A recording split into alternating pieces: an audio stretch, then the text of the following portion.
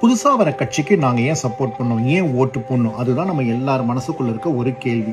உங்களுக்கு ஒரு 2 நிமிஷம் இருந்தால் இந்த வீடியோவை பாருங்கள். நான் வந்து லண்டனில் ஒரு கார்ப்பரேட் கம்பெனியில் ஒர்க் பண்ணுறேன். கடந்த 10 வருஷமாக எங்களுக்கு ஒரு சிஇஓ இருந்தாங்க. 10 வருஷம் முன்னாடி என் கம்பெனி கொஞ்சம் ப்ராப்ளத்தில் இருந்தது. ஆனால் இந்த சிஇஓ வந்து நிறைய மாற்றங்களை கொண்டு வந்து என் கம்பெனியை வந்து ஒரு பெரிய லெவலில் வளர்த்துட்டாங்க. ஆனால் போன மாதம் புதுசாக ஒரு சிஇஓவை அனௌன்ஸ் பண்ணாங்க. எல்லாருக்குமே ரொம்ப ஷாக்கிங்காக இருந்தது. அப்புறம் யோசிச்சு பார்க்கும்போது தான் புதுசாக ஒருத்தர் தலைமை பொறுப்புக்கு வந்தால் அவருக்கு ஒரு புது ஐடியா இருக்கும், ஒரு புது விஷயங்களை பண்ணலாம்னு தோணும். முக்கியமாக கடந்த 10 வருஷத்தில் ஒரு வளர்ச்சி பாதையே இருந்திருந்தாலும் அவங்க செஞ்ச சில தவறுகள், அவங்க மிஸ் பண்ண சில விஷயங்களை புதுசாக வர ஒருத்தர் இதை மாற்றி செய்வார். வேறு மாதிரி சில விஷயங்கள், ஒரு மாற்றங்கள் நடக்கும். இதுதான் கார்ப்பரேட்டாக நடந்தது. இது ஏன் நம்ம தமிழ்நாட்டுக்கு எடுத்துக்கிட்டா சரி, திமுக 10 வருஷத்துக்கு மேலே ஆட்சி செஞ்சிட்டாங்க, அதிமுகவும் 10 வருஷத்துக்கு மேலே ஆட்சி செஞ்சிட்டாங்க. அவங்க 2 பேருமே மாறி மாறி தமிழ்நாட்டுக்கு எவ்வளவு நல்லது செஞ்சு இருந்தாலும் அவங்க இத்தனை வருஷத்தில் எத்தனையோ விஷயங்களை மிஸ் பண்ணிருக்கலாம். ஸோ இன்னைக்கு புதுசாக ஒரு கட்சி வந்தால் இவங்க செய்யாத பல விஷயங்களை இவங்களால செய்ய முடியும். முக்கியமாக புதுமையாக செய்ய முடியும். இந்த இன்னைக்கு புதுசாக வந்திருக்க 2 கட்சிகள், ஒன்று என்டிகே, நாம் தமிழர், நம்ம டிவிகே.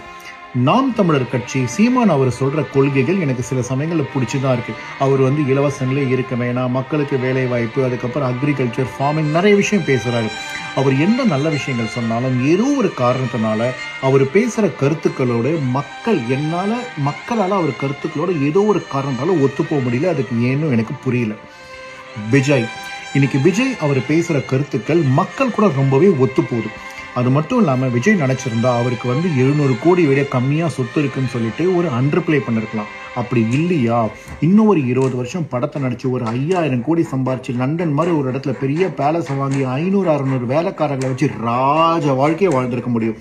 இது 2மே பண்ணாமல் இன்னைக்கு அவர் ஒரு நிலைமையில் இருக்கிறதுக்கான காரணம் தன்னை வாழ வைத்த நெஞ்சங்களான தமிழக மக்களுக்கு ஏதோ ஒரு நல்லது செய்யணும்னு முன்னாடி வந்திருக்காரு பாருங்க.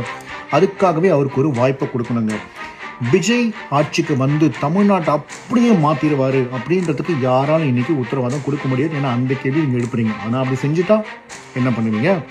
தமிழ்நாட்டுக்கு ஒரு மாற்றம் வரணும், தமிழ்நாட்டுக்கு ஒரு புது ஆட்சி வரணும். கடந்த 60 வருஷமாக தமிழ்நாட்டுக்கு என்ன மற்ற கட்சிகள் பண்ணிருக்காங்க நம்ம எல்லாருக்குமே தெரியும். அவங்க நல்லது பண்ணதாகவே இருந்துட்டு போட்டோம். ஆனால் எத்தனை வருஷம் தான் நம்ம இன்னும் பழைய ஐடியாவையும் பழைய மக்களையும் பழைய அந்த ஆட்சி செஞ்சவங்களே நம்ம இன்னும் அவங்க கூடவே நம்ம ட்ராவல் பண்ணிட்டு இருப்போம்.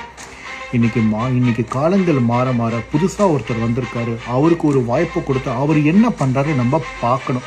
இதுதான் என்னுடைய கருத்து.